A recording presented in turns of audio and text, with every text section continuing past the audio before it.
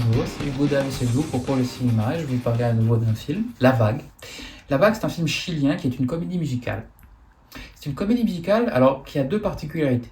La première, c'est du sujet qu'elle traite. En 2018, au Chili, il y a eu une occupation de facultés dans le mouvement, pour suivre le mouvement MeToo, où des femmes dénonçaient des harceleurs, des violeurs et ainsi de suite. Et l'une d'entre elles est devenue l'égérie de ce mouvement.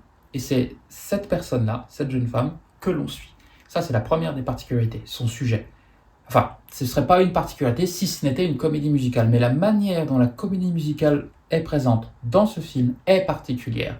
Elle l'est progressivement. Lorsque le film débute, ça fait penser à un film un peu à la Gaspard Noé, le sordide en moins, je trouve. Enfin, le glauque en moins. Et normal. On a l'impression de suivre un film assez classique.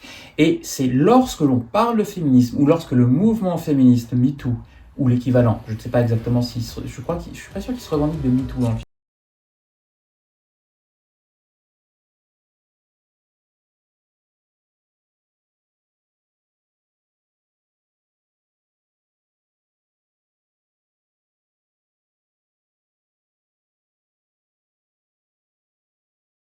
Au plus l'idéologie prend le pas sur l'histoire, au plus l'idéologie s'installe dans la vie des personnages, et donc au plus la comédie musicale est présente.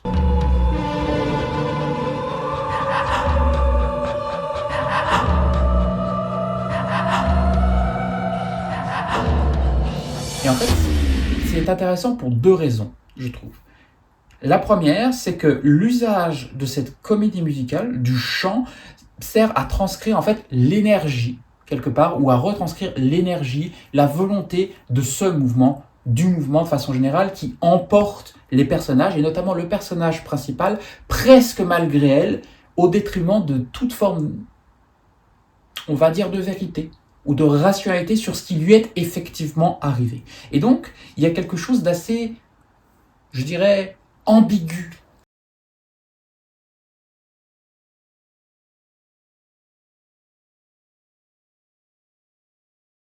C'est-à-dire que le mouvement est presque vu comme quelque chose d'indépendant de la volonté, non seulement du personnage principal,